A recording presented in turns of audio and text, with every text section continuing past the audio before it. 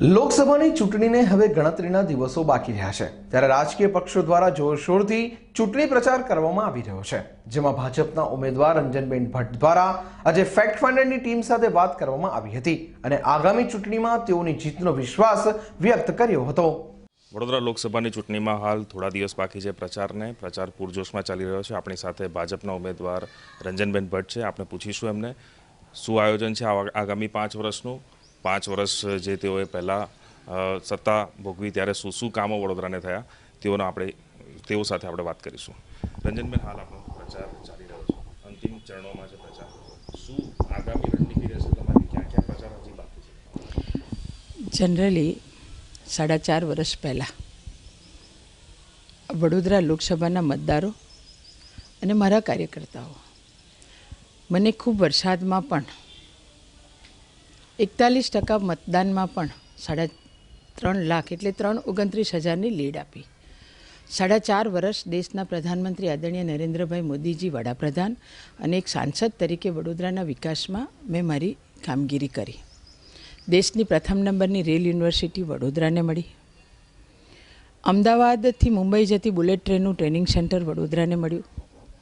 એની સાથે Vadodara railway station 17.5 કરોડના ખર્ચે આદર્શ રેલવે સ્ટેશન બનવા જઈ રહ્યું છે.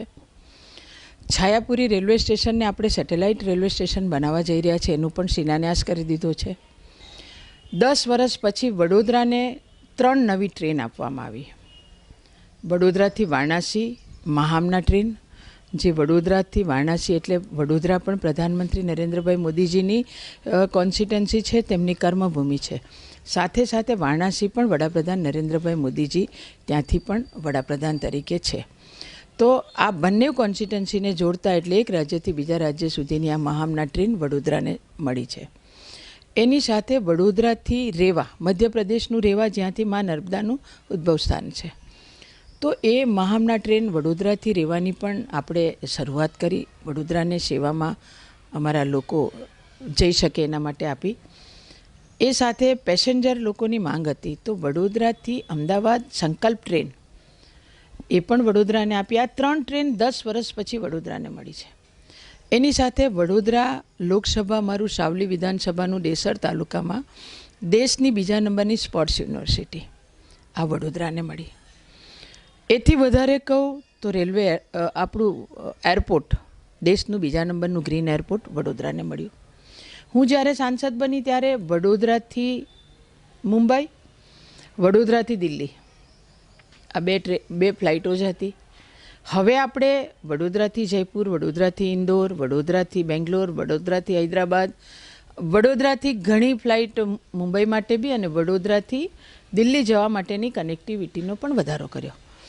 એટલે આ એક કેન્દ્ર સરકારની આ બહુ ઓછી એમાં તમને હું ઉપલબ્ધિઓ બતાવી રહી છે. અનેક ગણી એથી પણ વધારે આરયુબી હોય, આરઓબી હોય, અમારી રેલવે ફાટક, તો એ પણ બિલકુલ સંપૂર્ણપણે ત્યાં પણ કામગીરી કરવામાં આવી.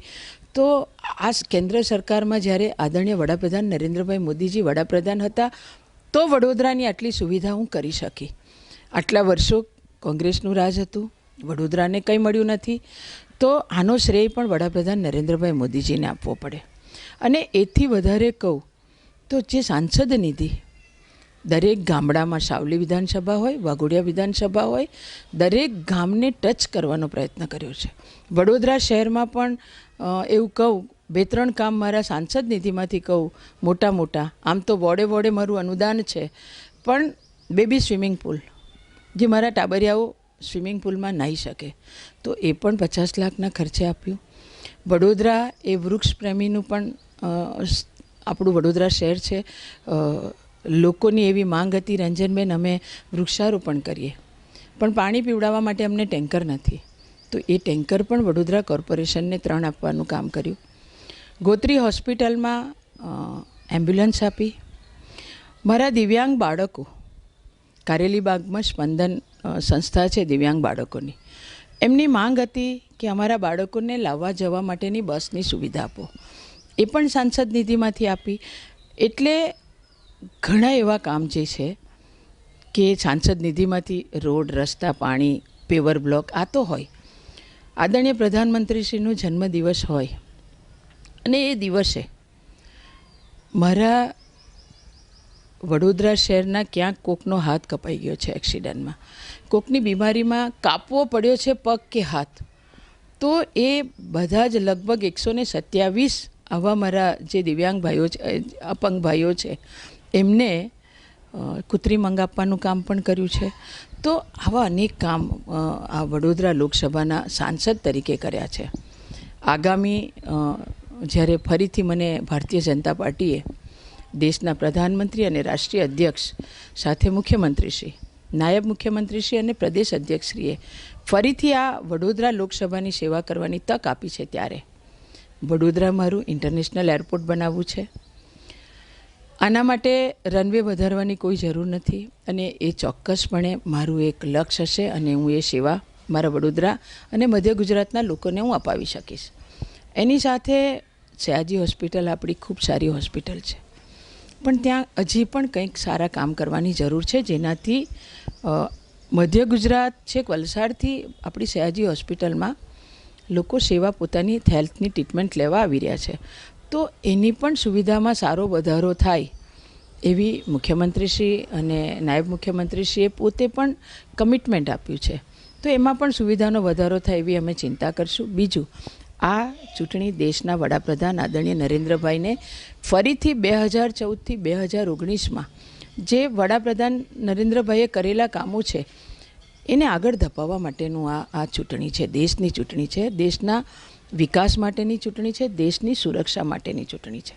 એટલે હું તો આપના માધ્યમથી મારા મતદારોને વિનંતી કરું છું, નાના મોટા કંઈ પણ પ્રશ્ન હોઈ શકે, એ તો ઘરના પ્રશ્ન છે, એ તો અહીંયા બેસીને આપણે સોલ્વ કરી શકીએ એમ છે, પણ આપ મતદાન કરવા અવશ્ય જજો. વડાપ્રધાન નરેન્દ્રભાઈને મત આપજો, ભારતીય જનતા પાર્ટીને મત આપજો, આપની લોકસભાની ઉમેદવાર ભારતીય જનતા પાર્ટીની રંજન ભટ્ટને આપજો. આવી મારી આપ સૌને વિનંતી છે. લોકશાહીનું પર્વ એટલે મતદાન, અને 23મી તારીખે આપણે મતદાન કરવાના છીએ, ત્યારે સવારે 7 વાગ્યાથી સાંજે 6 વાગ્યા સુધી મતદાન કરવાનું છે. હા, કદાચ ગરમી પણ છે, પણ લોકશાહીનું પર્વ છે. આપણે આપણા વડાપ્રધાન નરેન્દ્રભાઈને ફરીથી દેશનું સુકાન સંભાળવાનું છે અને એના માટે આપણે વડાપ્રધાન બનાવવાના છે. તો વડોદરાનું કમર પણ જંગી લીડથી જીતે એ પણ મારા મતદારોની એક ઈચ્છા હોય અને મારી પણ ઈચ્છા હોય. તો મારી આપ સૌ પાસે વિનંતી અને માંગ છે, આપ ભારતીય જનતા પાર્ટીને મત આપજો, આપની ઉમેદવાર રંજન ભટ્ટને મત આપજો, વડાપ્રધાન નરેન્દ્રભાઈ મોદીજીને મત આપજો. આપને હું એક વિનંતી કરું છું, આવો આપણે બધા જ ભેગા થઈ લોકશાહીનું પર્વ ઉજવીએ અને મતદાન કરીએ. ધન્યવાદ. રંજનબેન ભટ્ટે તમામ મતદારોને કીધું છે વહેલી તકે મતદાન કરો, ગમે તેવી ગરમી પડે પોતાનો મત જાહેર કરો. જે પણ રજૂઆત છે એ રંજનબેન ભટ્ટ તેઓની સાંભળશે અને મત આપશો ત્યાર પછી ઉમેદવાર નક્કી થશે. એટલે પોતાના મતનો અધિકારનો ઉપયોગ કરી 23મી તારીખે ચોક્કસ મતદાન કરવું જોઈએ. સબસ્ક્રાઇબ કરો ફેક્ટ ફંડ ન્યૂઝ ચેનલને અને YouTube ઉપર બેલ આઇકન દબાવી સમાચારોની તમામ અપડેટ મેળવો.